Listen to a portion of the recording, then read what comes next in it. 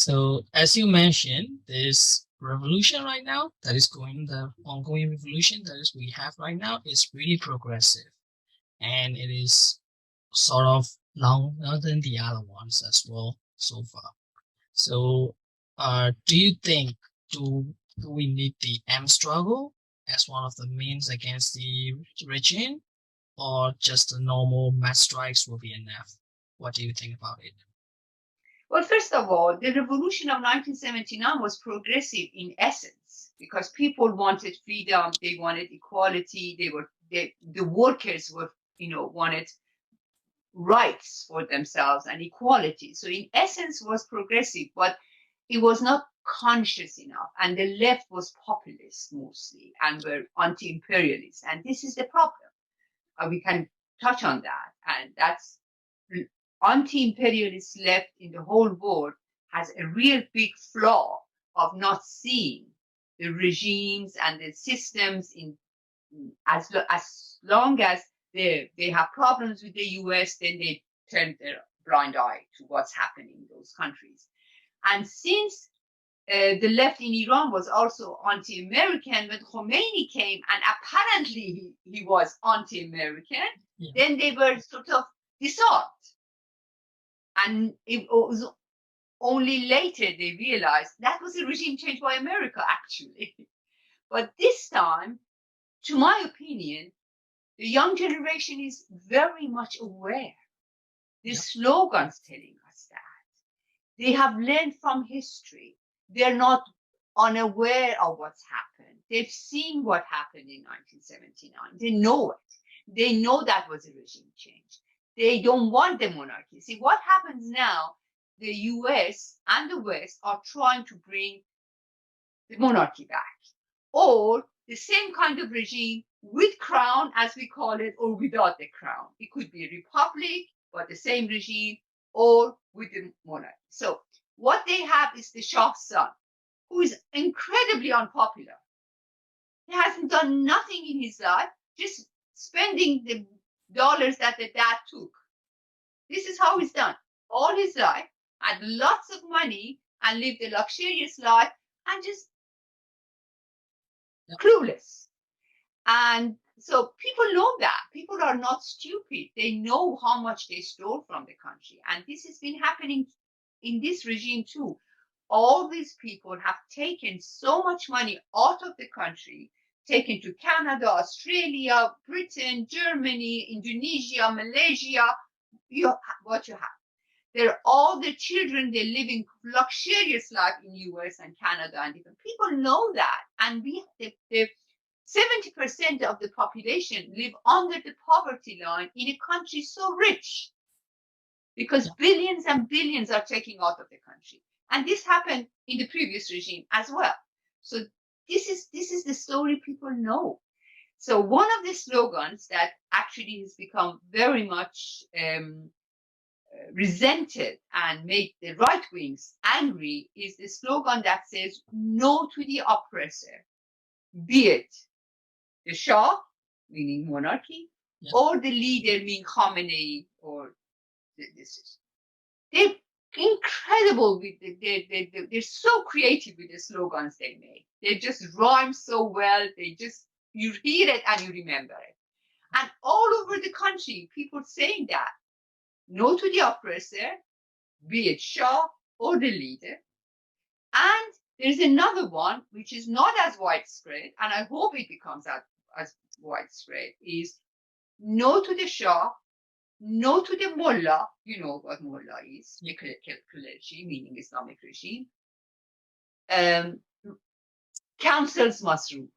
And this is something very leftist. It's not as widespread. I'm not trying to propagandize here, but it's been said, it's been written as slogans on the walls, and it's getting more widespread. And the shouts for equality and freedom, that's important. It's not only freedom, because freedom can be interpreted. Freedom from the Islamic regime, and then you can bring another dictatorship. But once equality comes in, it's more difficult to manipulate. Because equality, at the West, they're trying to only interpret it as equality between men and women, which is very important. very important, and it's been one of the fights of Iran. I am a women's liberation activist all my life, and I chair this organization. But at the same time, I'm a Marxist, and I know what equality really means. Even for men and women, you need an equal society. So when they say equality, they mean for everybody. So this shout of freedom and equality, men and women shouting, the West media only interprets it as gender equality. They just want to make it narrower. So because the equality among all the population, that's Marxist. That doesn't go with capitalism, you see? Yeah. But this is what people are asking for. The students, the workers, all these young people shouting. It's incredible, these shouts they talk about. And then you also, they also have very creative ways of protesting, the symbols they use. From the day 2, 3, they start. First of all, women had thrown their veils away, which is incredible. No to Islamic way. That's important. Is an important symbol, because I've said it for the past 20 years, even more, that the veil is the flag of the Islamic regime and Islamic movement. So once you say no to that, you say no to that flag, no to that movement, no to that system or the regime in Iran. And after a while, they started burning the veil. That was very important. On the street, in the demonstration, city after city, university after university, they burned the veil. And what was beautiful was men and women did it together. Young men and young women, hand in hand, in Islamic society, hand in hand, shouting for equality and freedom, burning the veil. That was incredibly important. And after that, something that's become a big joke and people laugh is they call it turban throwing. You know what turban is? Yeah. They call it turban throwing. It's become like a game. It's like, a fun game. There are clips of videos coming one after the other in different cities. Young women and young men walk behind the mullah, go there and throw his turban and laugh at him and run away. And now the mullahs are actually scared. They are scared. They should be. They should be, because they are part and parcel of a brutal regime that's killed more than 1 million of the population. It's just plundered the country, and 70% of people on the poverty line, and just plundered the whole country and killed. This is how they reigned in that country. So these are different symbols. Well, what I like to finish this answer with is, as I said, the slogans are progressive. They have a look to the future. It's not only no to the Islamic regime, which they say it constantly, death to the Islamic regime, death to Khamenei, death to this, death to that. That's incredible. They're throwing all the Islamic symbols away or burn it. That's incredible. But they also have a future-looking perspective as well when they say no to the oppressor, be it the Shah or the leader. This is saying no to regime change.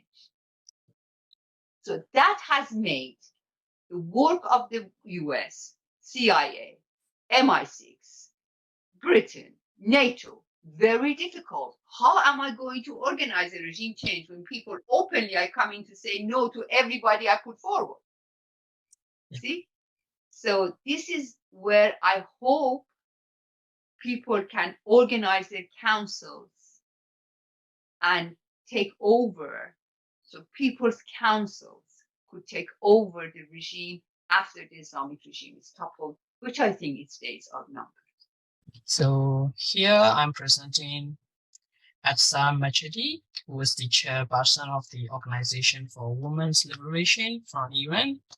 So in this interview topic, this discussion, she will talk about what is going on in Iran, what is the main theme of the current revolution in Iran, what the people wanted in Iran, and some other interesting topics. So let me first check with the first question.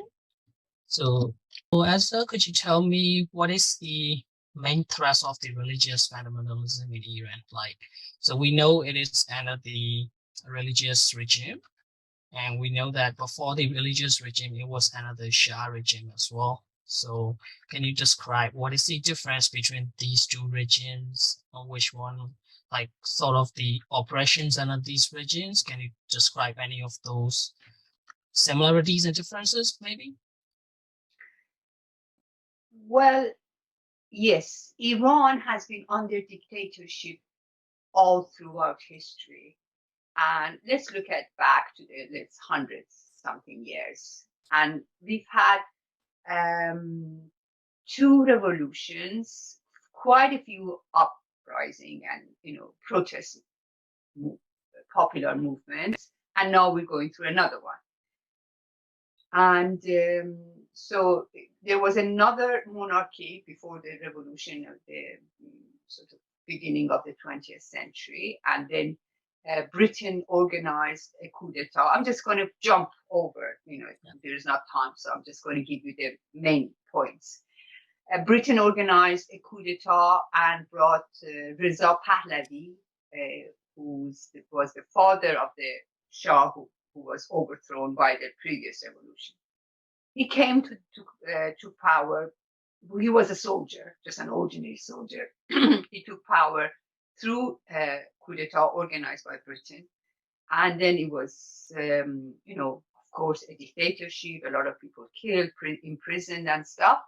But what he tried to do was she tried to push back the religious establishment, not get rid of them completely, just push it back, because it was a process of bringing capitalism to Iran. And capitalism, as it happened throughout history, they had to sort of at first get rid of the extra weight of the religion.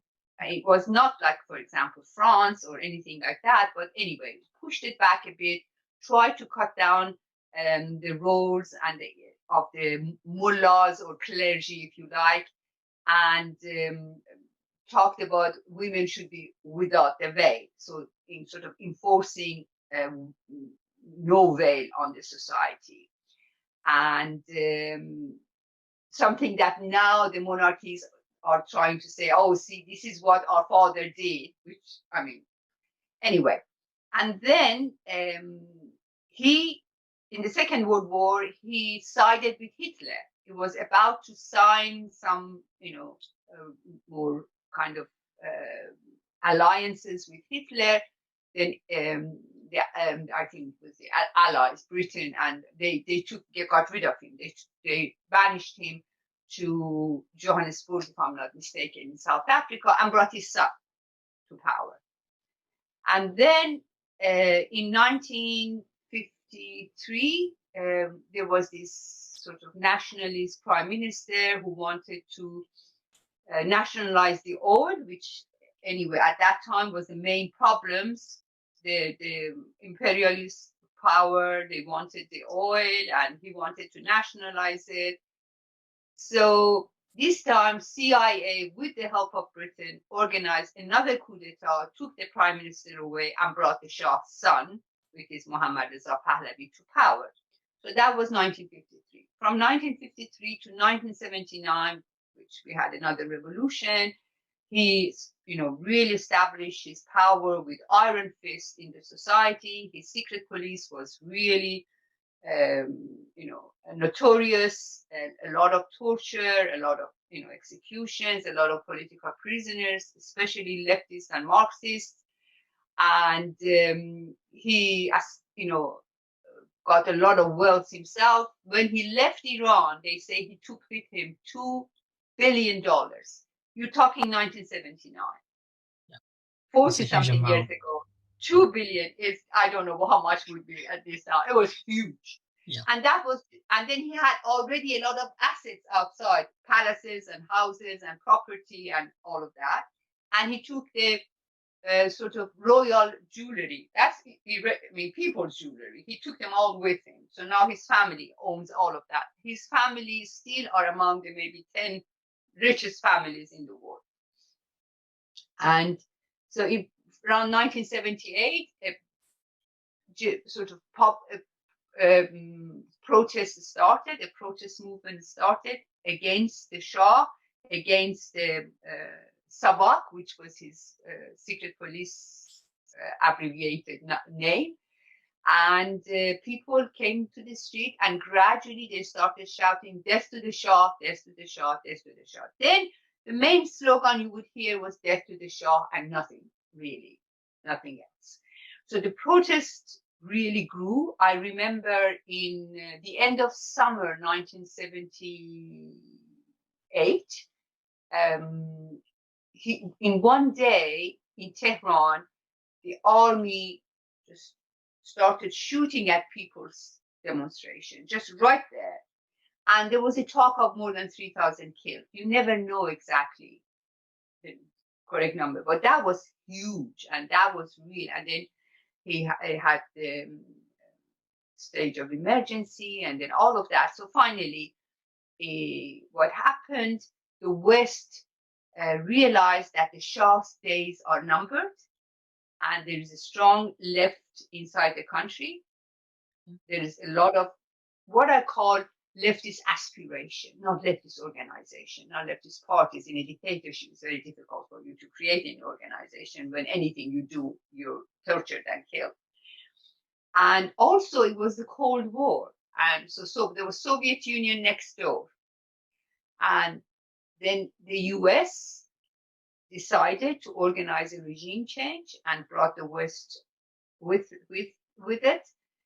That time, Brzezinski had this thesis of green belt, green symbolizing Islam.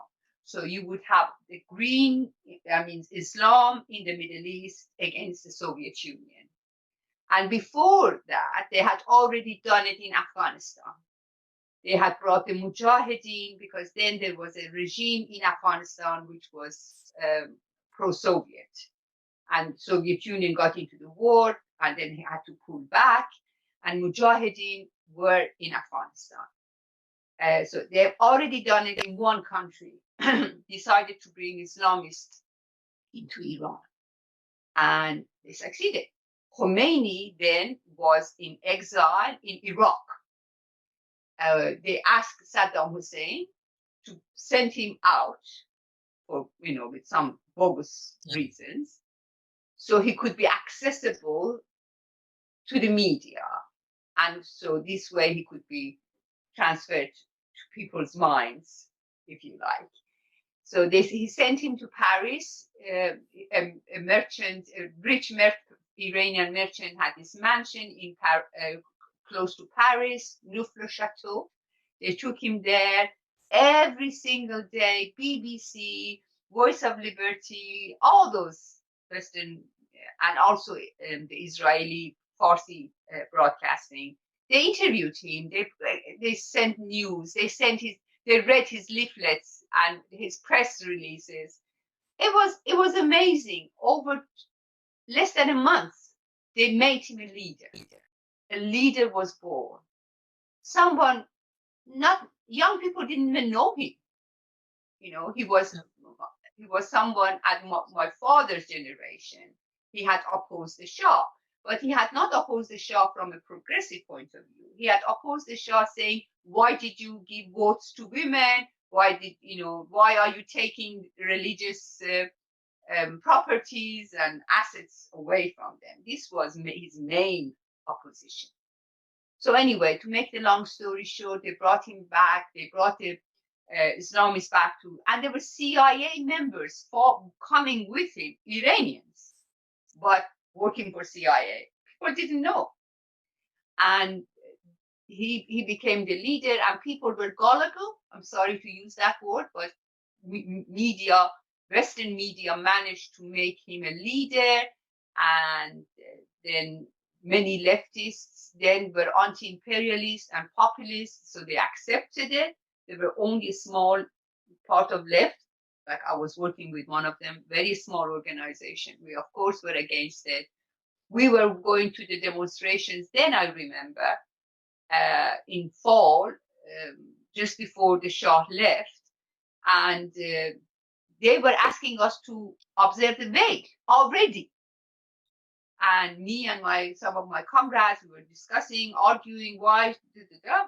So then finally, US took the Shah out of Iran, and Islamic regime came to power. So this was the second and the most important and biggest Islamic regime in the Middle East. And then you had Iraq, Afghanistan, Taliban, Al Qaeda, Daesh. They're all US built. Everyone knows that now. Okay. So then from the day one, we Marxists had to fight with this regime. And there was an uprising in February. So mostly leftists. They took arms from the soldiers. They went to the jails. They freed their comrades who were in jail, who still remained in jail. And then what happened on 8th March 1979, we leftist women working in different women organizations were organizing a 8th March meeting, assembly, or whatever you want to call it. That was the first one. Maybe long time ago, there were a couple of 8th March. I don't know. It's not written. It's not documented. But under the Shah, 8th March was not allowed. So that was the first free 8th March we had. And we leftists, we were very young, of course. Yeah. We leftist Marxists tried to organize. I remember in Tehran, the capital, there were like 4 or 5 different meetings in different universities. We were working hard for these meetings, but so the leaflets were everywhere, posters were everywhere, and the regime knew that this is happening, so they had to kill it in the butt. So what they did at 6 or 7 o'clock in the morning, the radios broadcast Khomeini's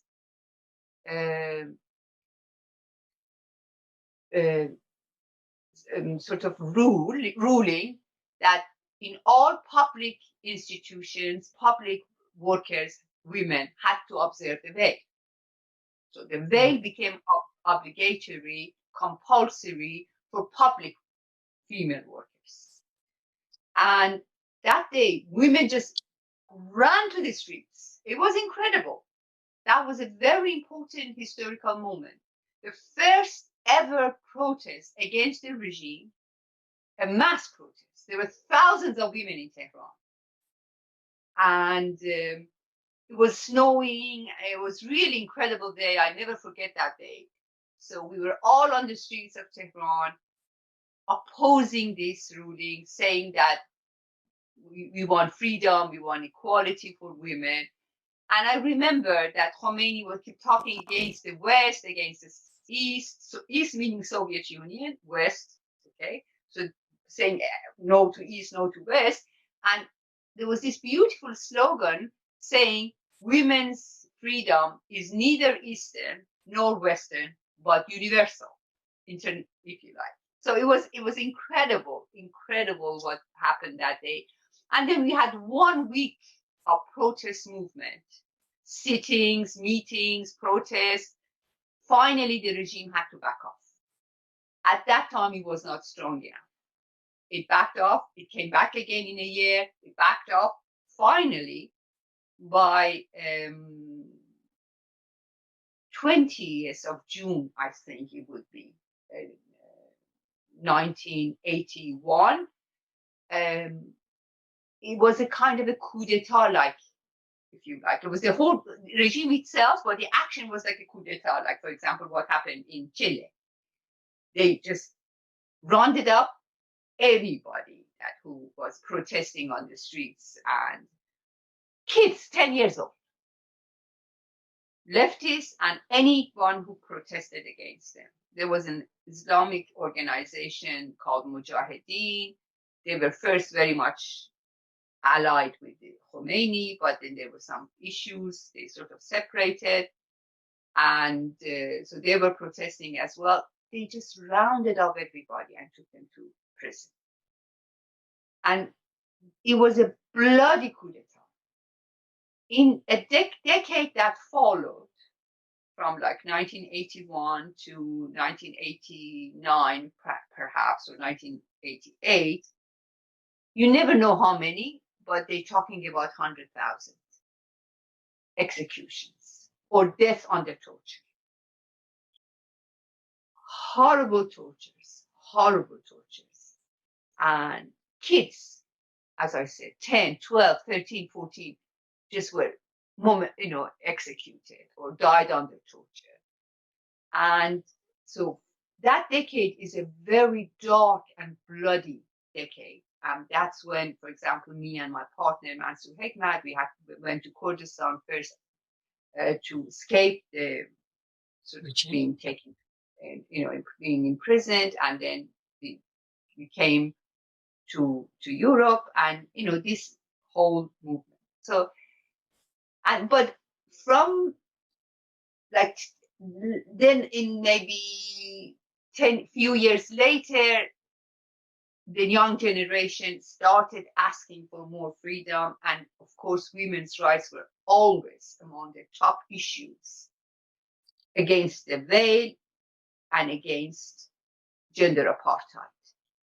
These two issues were very important.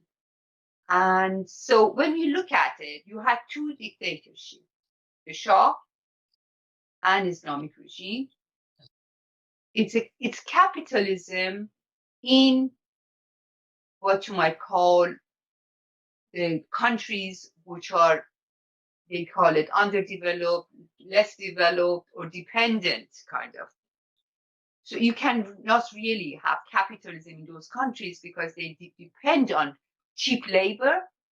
You cannot have freedom or democracy in any sense. So dictatorship becomes the main thing. If you look at the whole world, except the Western world, you have dictatorship everywhere, and you've had it.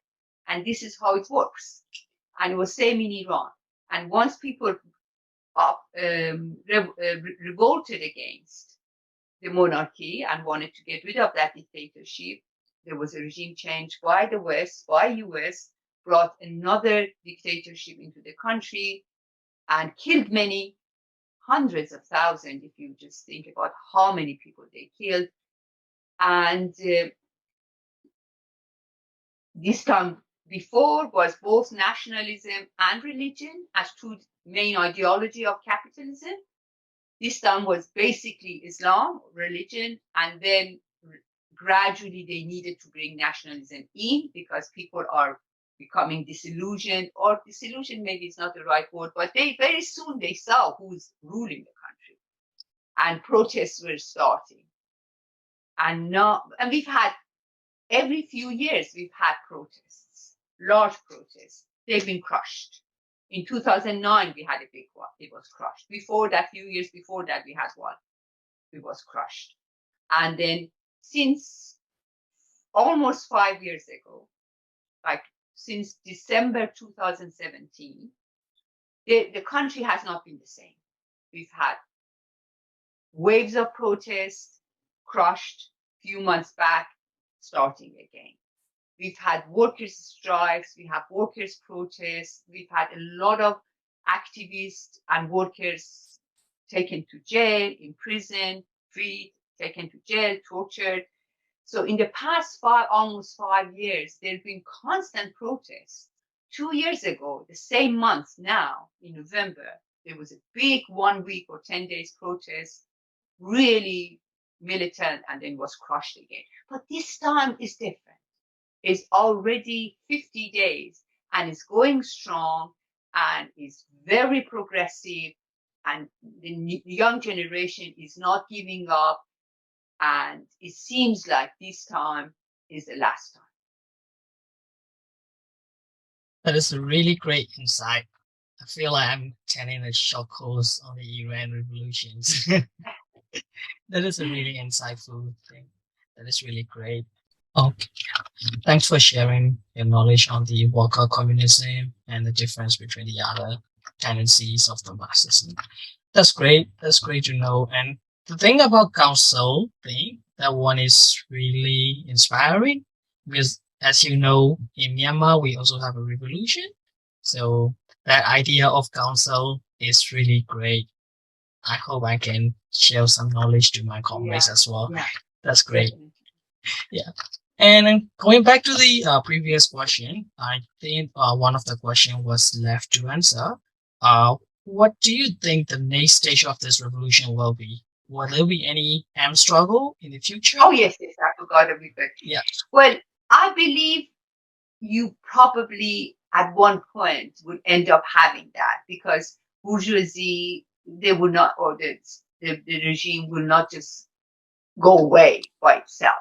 yeah, Even in the previous one, that everything was organized. That is, the West talked to the Shah, took him out, calmed the army, and brought the Khomeini. So everything was staged. Everything was just going according to the scenario that they wrote. Still, we had an uprising. 2 days of armed uprising in Tehran, maybe a couple of other cities, that the young people got hold of arms, attacked the prisons, and freed the political prisoners. And that made the job of the Islamic regime very difficult. When you have arms in the hands of the citizens, it's very difficult. I'm not talking like US that everyone goes shoots at the school. This was a different kind of yeah, situation, especially part of the armed youth were the leftists. But as I said, the left was flawed.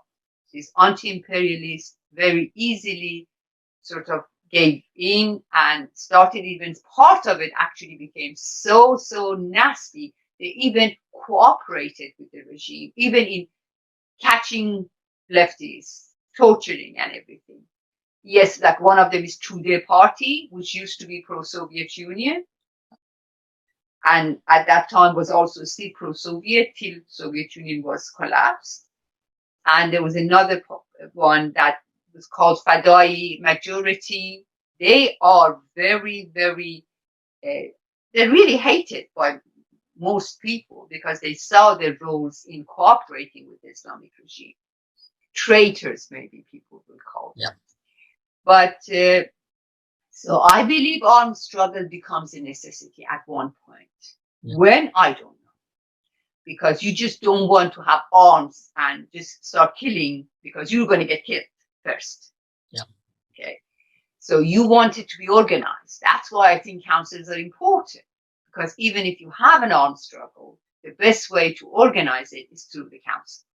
So it's planned, it's clear, it's no chaos. And this is how you should do it. So I think armed struggle becomes a necessity at one point, but we have to see when that point comes. that's all I wanted to know. That is a really great, insightful movement for me as well. I learned a lot of new information because, like, I have read some works of Ansar Ahmed. I also talked to you about translating some of his work. Yeah, Some of yeah, yeah, great. some of the things that you mentioned today, they are really helpful to me as well. They are really insightful. That's really great. Thanks for your help. Yes. Thanks for Thank your you so much contribution. for giving me this opportunity, and I hope all successful what's happening in Myanmar. I know it's a very horrible regime there as well. Yeah. So I hope people can get rid of that regime and free themselves, create their own councils as